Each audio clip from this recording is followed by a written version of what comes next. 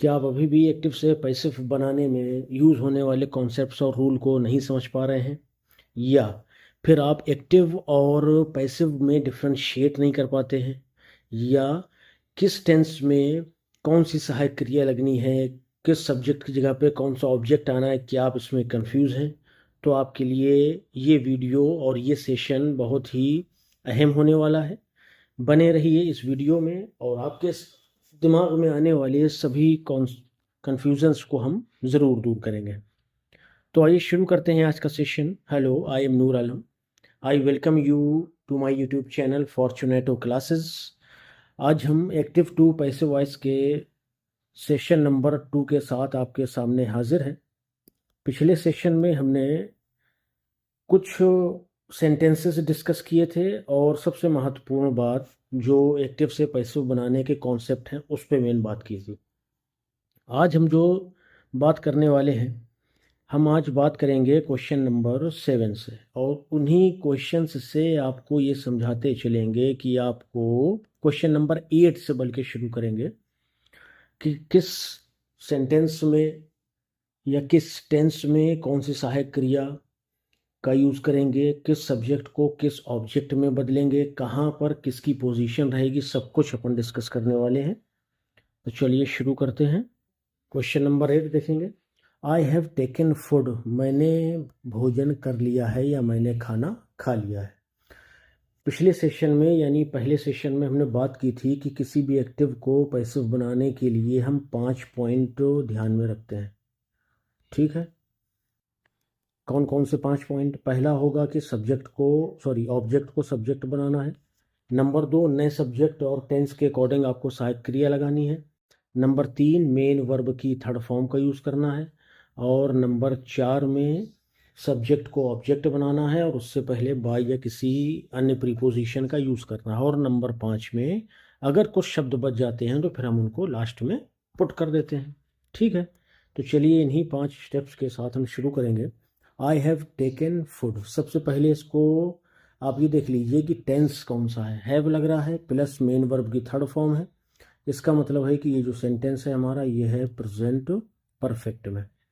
ठीक, present perfect में has या हैव इनका यूज़ होता है और इनके साथ में मेन वर्ब की थर्ड फॉर्म का यूज़ होता है।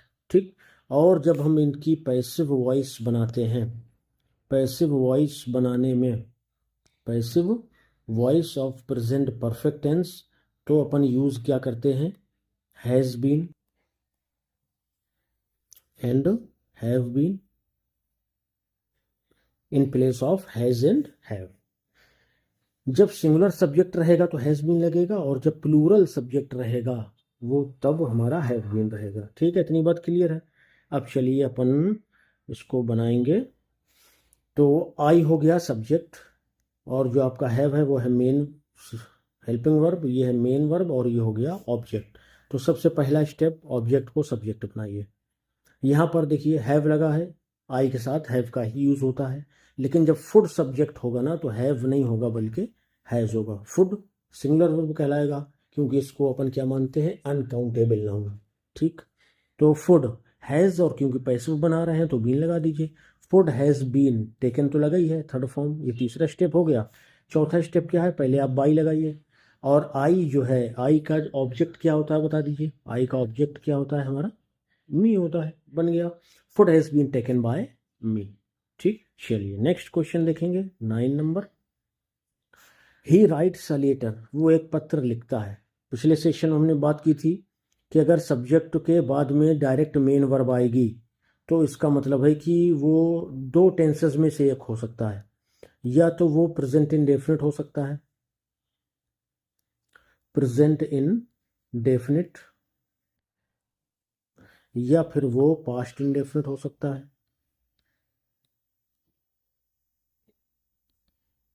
ठीक है, अब दोनों की पहचान क्या है? अगर पास्ट इंडेफिनिट में सेंटेंस होगा तो एवरी सब्जेक्ट, हर एक सब्जेक्ट के साथ में सेकेंड फॉर्म ऑफ वर्ब आपको मिलेगी, सेकेंड फॉर्म ऑफ वर्ब मिलेगी। लेकिन अगर ये प्रेजेंट इंडेफिनिट होगा तो फर्स्ट फॉर्म मिलेगी। ठीक, ये दोनों पॉइंट आपको ध्यान रखना है। अगर हेल्पिंग वर्ब नहीं दी है, डायरेक्ट मेन वर्ब दी है, तो या तो प्रेजेंट इंडेफिनिट होगा या पास्ट इंडेफिनिट होगा। पास्ट इंडेफिनिट होगा तो second form of the verb मिलेगी। अगर प्रेजेंट इंडेफिनिट होगा तो क्या मिलेगा, first form of the verb. और दोनों ही केस में वो सेंटेंस आपका कैसा होगा, पॉजिटिव होगा, पॉजिटिव सेंटेंस होगा। ठीक है, तो अब इसके नियम के हिसाब से आप इसमें अगर देखेंगे तो ही दिया हुआ है सब्जेक्ट, और इसके साथ में जो वर्ब है वो क्या है, राइट्स। राइट क्या है, फर्स्ट फॉर्म है, प्लस एस लगा हुआ है। तो इसका मतलब है कि ये जो सेंटेंस है ये हमारा किस में है, प्रेजेंट इंडेफिनिट में। अब अपन आसानी से उसको बना लेंगे। प्रेजेंट इंडेफिनिट में सेंटेंस होने पर उसको पैसिव बनाने के लिए इज, एम और आर में से कोई एक सहायक क्रिया का यूज अपन कर लेते हैं। तो देखेंगे, he subject, writes main verb, a letter object. और ऑब्जेक्ट को पहचानने के लिए अपन ने क्या थ्योरी यूज करी है, या कर सकते हैं अपन, व्हाट और हुम। यानी जब आपको कहीं पर शक हो, डाउट हो कि ऑब्जेक्ट समझ नहीं आ रहा है, तो आप क्रिया से व्हाट का सवाल करिए, व्हाट राइट्स, तो जवाब क्या मिलेगा, अ लेटर, एक पत्र। तो इसका मतलब है कि ये ऑब्जेक्ट हो गया। अब अगर कहीं पर इनडायरेक्ट ऑब्जेक्ट होगा, ये भी दो चीज़ समझ लीजिए कि डायरेक्ट ऑब्जेक्ट क्या है। डायरेक्ट ऑब्जेक्ट का मतलब है कि जो काम किया जा रहा है, और इनडायरेक्ट ऑब्जेक्ट वो है जिसके लिए किया जा रहा है। ठीक है ना, ये दोनों में हल्का सा डिफरेंस है। तो डायरेक्ट ऑब्जेक्ट के लिए अपन व्हाट का यूज़ करते हैं और हुम का यूज़ करते हैं आप इनडायरेक्ट ऑब्जेक्ट के लिए। तो ऑब्जेक्ट हो गया हमारा अ लेटर। अ लेटर को पहले लिखेंगे। अब अ लेटर को आप देखिए सिंगुलर है, तो इसका मतलब है कि इज लगेगा। अ लेटर इज, राइट का थर्ड फॉर्म वो रिटेन होता है भाई। A letter is written by him, ये हमारा क्या हो गया, पैसो वाइस हो गया। ठीक बात है। चलिए नेक्स्ट क्वेश्चन देखेंगे। The carpenter did not make this chair, carpenter ने इस चेयर को नहीं बनाया। डिड नॉट दिया है, पास्ट इंडेफिनिट है, तो अपन क्या करेंगे, पहले ऑब्जेक्ट को सब्जेक्ट बनाएंगे, this chair. This chair did not, past indefinite की पैसिव बनाने के लिए या पास्ट इंडेफिनिट टेंस की सेंटेंस की पैसिव बनाने के लिए हेल्पिंग वर्ब वॉज या वर लगता है। चेयर सिंगुलर है, वॉज लगा दीजिए। द चेयर वॉज, मेक का थर्ड फॉर्म लगा दीजिए, थर्ड स्टेप मेड हो गया। फोर्थ स्टेप क्या रहेगा, बाई लगाएंगे, सब्जेक्ट को लिख देंगे the carpenter, by the carpenter. ठीक है, बन गया, this chair was made by the carpenter. Next, we could not finish it, हम इसे फिनिश नहीं कर सकते। कुड दिया है, मॉडल वर्ब है। पिछले सेशन में हमने बात करी कि जितनी भी मॉडल वर्ब्स होती हैं पैसिव बनाने में उनके साथ में बी का यूज़ करते हैं और उनको चेंज नहीं करते हैं, मतलब उनको हटाते नहीं है कि उनकी जगह पर कुछ दूसरा यूज़ कर दिया जाए, जैसे और टेंसेस के सेंटेंसेस में किया जाता है। अगर मॉडल वर्ब है तो फिर बी लगेगा सिर्फ। देखिए, वी सब्जेक्ट, कुड और नॉट ये पूरा हेल्पिंग वर्ब रहेगा। फिनिश मेन वर्ब है और इट क्या है भाई, ऑब्जेक्ट है। तो पहले इट को आप सब्जेक्ट बनाइए, पहला स्टेप हुआ। दूसरा स्टेप क्या होगा, सहायक क्रिया लगाएंगे। कुड नॉट दिया है इसलिए बी कुड के डायरेक्ट बाद ना आके नॉट के बाद आएगा। It could not be, finish first form है, थर्ड फॉर्म इसका फिनिश्ड हो जाएगा। It could not be finished, by लगा दीजिए। चौथा स्टेप, वी का ऑब्जेक्ट बताइए, देम होता है क्या, अच्छा अवर होता होगा, अच्छा वो भी नहीं, ठीक है, ये हमारा क्या होता है, अस होता है। ठीक, चलिए थोड़ा सा हम ऑब्जेक्ट क्लियर कर लें अपन यहाँ पे। पहले थर्ड पर्सन की बात करते हैं। थर्ड पर्सन में अगर ही दिया है तो ही का ऑब्जेक्ट क्या होगा भाई, हिम होगा। अगर शी दिया है तो शी का ऑब्जेक्ट क्या होगा, हर होगा। अगर दे दिया है तो दे का ऑब्जेक्ट क्या होगा, देम होगा। अगर इट दिया है तो ऑब्जेक्ट भी इट होता है। सेकंड पर्सन में आइए, यू दिया है तो ऑब्जेक्ट यू ही रहेगा। अब आ जाइए आप फर्स्ट पर्सन में, तो आई, आई का ऑब्जेक्ट क्या होता है, मी। और फर्स्ट पर्सन में हमारा बचा वी, तो वी का जो ऑब्जेक्ट होता है वो होता है अस। ठीक है, ये सारे सब्जेक्ट्स अगर दिए होंगे तो उनकी जगह पर ये सारे ऑब्जेक्ट्स अपन को रख देना है उठा करके।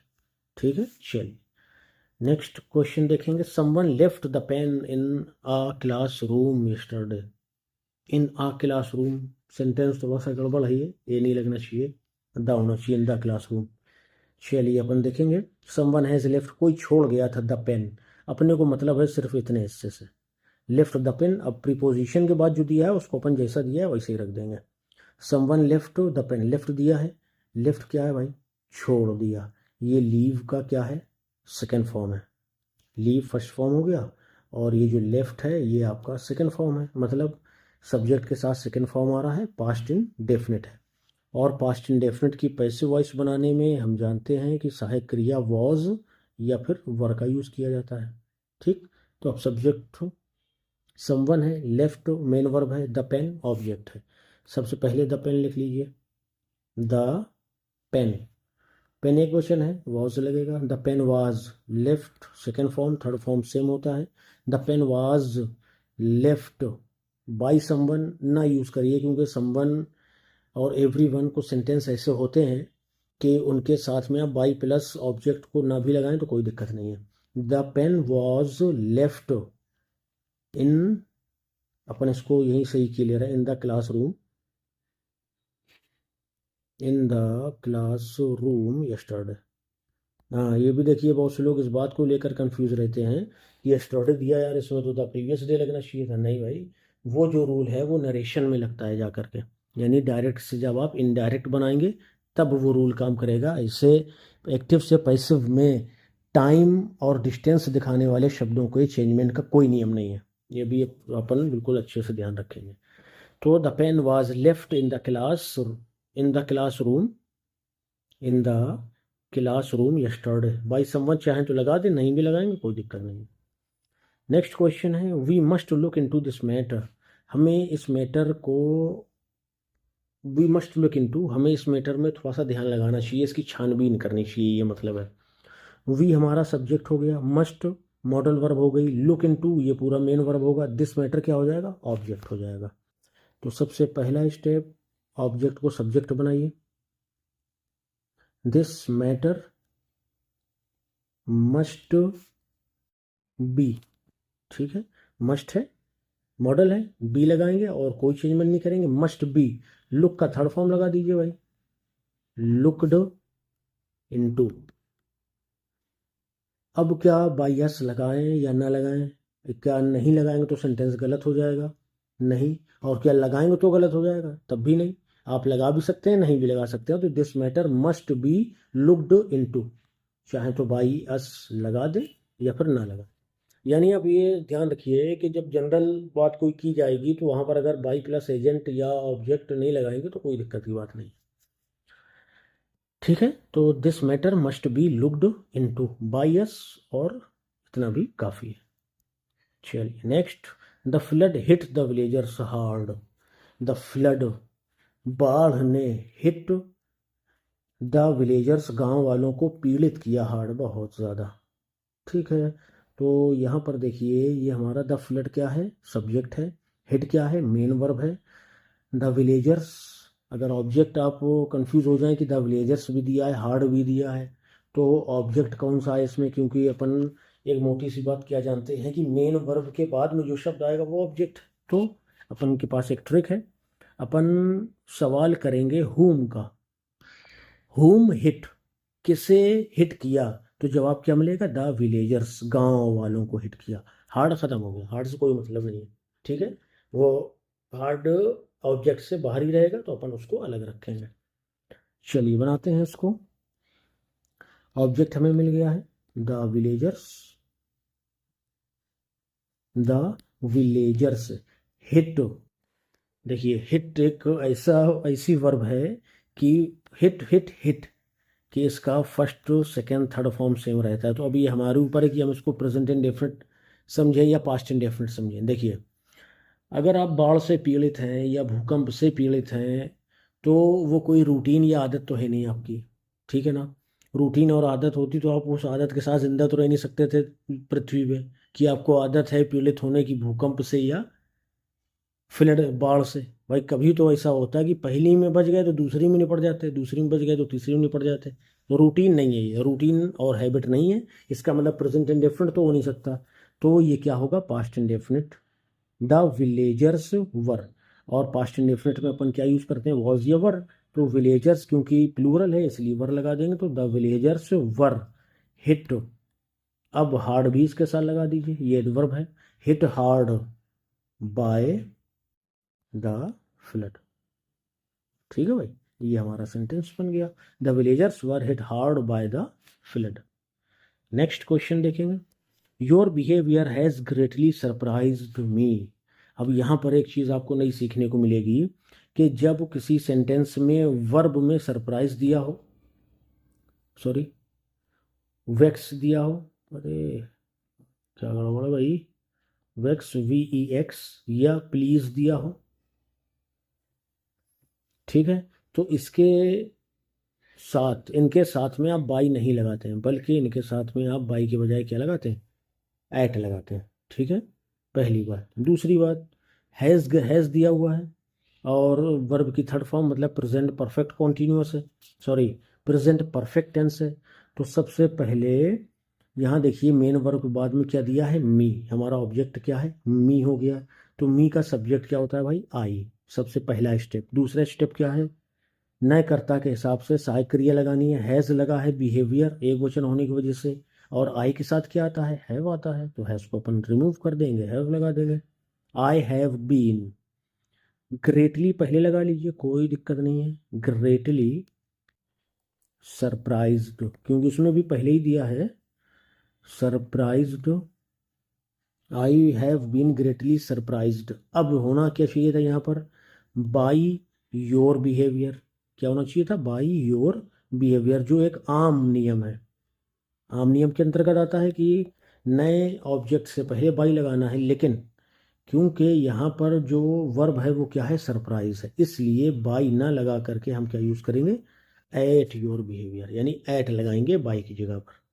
ठीक है, क्लियर है बात। चलिए नेक्स्ट क्वेश्चन देखेंगे, it is time to close the shop. यहाँ पर भी आप एक नई चीज़ सीखेंगे, इट इज़ टाइम जब दिया होगा तो इट इज़ टाइम को इट इज़ टाइम ही लिखेंगे, इट इज़ टाइम। अब किसको बंद करने का समय हो रहा, शॉप को, यानी ये ऑब्जेक्ट है, तो यहाँ पर पहले आप फॉर लगाइए, फिर द शॉप यानी ऑब्जेक्ट लिख दीजिए, फॉर द शॉप। अब ये बचा और ये बचा, टू लगाइए, टू के साथ बी लगाइए और मेन वर्ब की थर्ड फॉर्म लगा दीजिए, सेंटेंस बन गया, it is time for the shop to be closed. ये इसका स्पेशल या एक स्पेसिफिक स्ट्रक्चर है इस टाइप के सेंटेंसेस का, कि जब इट इज़ टाइम दिया होगा तो इट इज़ टाइम आप बिल्कुल सेम वही वैसे ही लिख देंगे शुरुआत में, फिर टू जहाँ से शुरू होगा वहाँ से चेंजमेंट करना शुरू करेंगे, टू की जगह पर लगेगा फॉर, और जहाँ पर मेन वर्ब होगी वहाँ पर आ जाएगा ऑब्जेक्ट, और सबसे लास्ट में टू प्लस बी और प्लस मेन वर्ब की थर्ड फॉर्म। जैसे आप एक और एग्जाम्पल से समझ सकते हैं, it is time to give charity. अब भाई दान करने का समय आ गया, बहुत कमा लिया हम लोगों ने, है ना, बहुत कमाने के बाद दान करना चाहिए, और थोड़ा भी कमा रहे हैं तब भी कुछ बहुत दान करना चाहिए। चलिए, तो पैसे बनाना है, इट इज़ टाइम, इतना क्लियर है।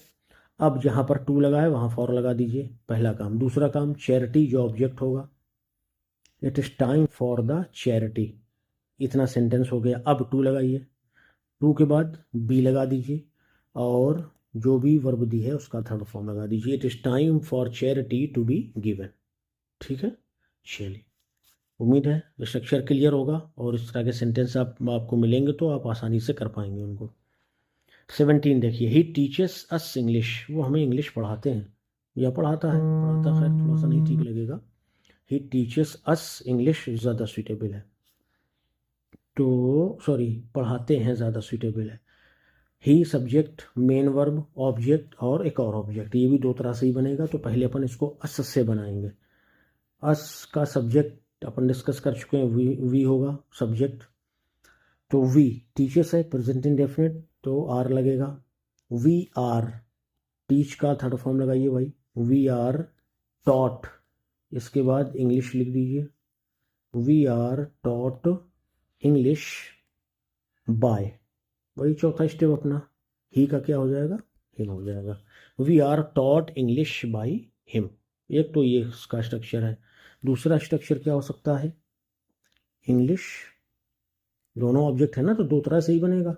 इंग्लिश यहाँ पर आर था क्योंकि वी सब्जेक्ट है, इज इंग्लिश के बाद क्या आएगा, इज आएगा, इंग्लिश इज टॉट, अंग्रेजी पढ़ाई जाती है। अब ये इनडायरेक्ट ऑब्जेक्ट है तो टू लगेगा पहले, taught to us by him. ठीक है, यहाँ तक हमारा ये दो स्ट्रक्चर होंगे इसके, कि अगर आप चाहें तो इनडायरेक्ट ऑब्जेक्ट से बनाइए या फिर डायरेक्ट ऑब्जेक्ट से बनाइए। इनडायरेक्ट ऑब्जेक्ट से इस तरह पहला वाला इस तरह से बनेगा, और डायरेक्ट ऑब्जेक्ट से आपका ये बनेगा। डायरेक्ट ऑब्जेक्ट इनडायरेक्ट ऑब्जेक्ट बता चुके हैं, एक बार फिर सुन लीजिए। डायरेक्ट ऑब्जेक्ट मतलब जो काम किया जा रहा है, और इनडायरेक्ट ऑब्जेक्ट जिसके लिए किया जा रहा है। यानी आमतौर पर आप ये समझ लीजिए कि जो नॉन लिविंग होगा वो आपका डायरेक्ट ऑब्जेक्ट कहलाता है अक्सर केसेस में, और जो लिविंग बीइंग होगा वो इनडायरेक्ट ऑब्जेक्ट कहलाता है अक्सर केसेस में। ठीक है, चलिए next question 18, the students are doing a lot of work. Students बच्चे या छात्र डूइंग कर रहे हैं लॉट ऑफ वर्क, बहुत सारा काम। तो बच्चे क्या कर रहे हैं भाई, क्या का सवाल किया यानी व्हाट का सवाल किया, तो जवाब क्या मिलेगा, अ लॉट ऑफ वर्क। तो हमारा जो ऑब्जेक्ट होगा वो क्या होगा, a lot of work. A lot of work, are doing present continuous है तो इज लगेगा, और बीइंग का यूज़ करते हैं। देखिए जितने भी कॉन्टिन्यूअस है ना, जितने भी से मतलब है कि सिर्फ कॉन्टिन्यूअस, परफेक्ट वाले छोड़ के, प्रेजेंट कॉन्टिन्यूअस हो तो is am are plus being लगेगा, पास्ट कॉन्टिन्यूअस होगा तो वाज या वर प्लस बीइंग लगेगा। ठीक है, तो ये जो दोनों होंगे। अच्छा, और जो आपका फ्यूचर कॉन्टिन्यूअस होगा उसकी पैसिव वॉइस नहीं बनाते हैं आमतौर पे, लेकिन बन जाती है उसकी भी।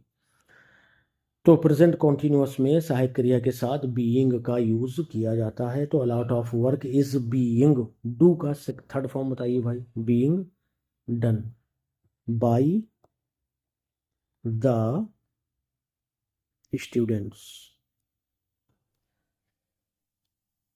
ठीक है, क्लियर बात। A lot of work is being done by the students. Next, they are doing their work, वो अपना काम कर रहे हैं, प्रेजेंट कॉन्टिन्यूअस ही है, इसको अपन डायरेक्ट बना लेंगे। तो ये डूइंग दियर, दियर वर्क, ये दियर क्या है, पजेसिव केस है। ये दियर भी पजेसिव केस है, लेकिन ये क्योंकि वर्क के साथ लगा है तो इसलिए ये पूरा ऑब्जेक्ट मानेंगे अपन। ठीक है, इससे कंफ्यूज नहीं होता कि भाई दो दो दियर दे दिया, गलत छप गया क्या, सही छपा है। They are doing their their work, नहीं भाई गलत छपा है, हम कंफ्यूज हो गए थोड़ा। जो बात कही तो हम वही उल्टा कंफ्यूज हो गए अपन। डूइंग दियर वर्क, वो अपना काम कर रहे हैं, एक ही पजेसिव केस काफी है ना। चलिए, होता है, ह्यूमन एरर है। चलिए, they are doing their work, तो हमारा ऑब्जेक्ट क्या है भाई, दियर वर्क है। दियर वर्क एक वचन होगा, इस लगा दीजिए। अभी अपन ने डिस्कस किया है कॉन्टिन्यूअस है तो बीइंग लगाएंगे, their work is being done. अब लास्ट स्टेप क्या है, बाई, और दे क्या, देम, लास्ट इस सेंटेंस के हिसाब से, वैसे तो लास्ट पांचवा स्टेप होता है जब इनके अलावा कुछ और शब्द दिए होंगे। नेक्स्ट देखिए 20, the police had caught the thief, the police had caught the thief, police ने चोर को पकड़ लिया। तो the had caught the thief, देखते हैं इसको अपन। पुलिस हो गया सब्जेक्ट, और हेड हो गया आपका हेल्पिंग वर्ब, कॉट हो गई, आप कॉट हो गया मेन वर्ब, क्या होगा, ये होगा मेन वर्ब, और द थीफ ये होगा हमारा ऑब्जेक्ट। तो सबसे पहला काम अपन क्या करते हैं भाई, ऑब्जेक्ट को सब्जेक्ट बनाएंगे। तो चलिए शुरू हो जाइए, the thief, the thief had, had दिया है तो मतलब बीइंग भी लगेगा, हैड बीन कॉट, ये नियम क्या है भी बताते हैं, had been caught by the police. ये नियम क्या कहलाता है? ये नियम कहलाता है कि जब प्रेजेंट परफेक्ट या पास्ट परफेक्ट या आपका फ्यूचर परफेक्ट यानी हैव या हैड दिया होगा या हैज़ दिया होगा तो सभी के साथ बीन लगेगा पैसिव को बनाने के लिए, पैसिव में उस सेंटेंस को कन्वर्ट करने के लिए। तो the thief had been caught, police, चोर को पकड़ लिया गया बाय द पुलिस, पुलिस के द्वारा। ठीक है, चलिए इतना ही रखते हैं अपन आज के लिए। हाँ, और अगर आपने पिछला सेशन नहीं देखा है तो कुछ और जो अभी अपन इसमें जल्दी जल्दी डिस्कस करते चल रहे हैं कॉन्सेप्ट या रूल, तो पहले वालों में थोड़ा सा उसको और डिटेल्स बताया है अपन ने।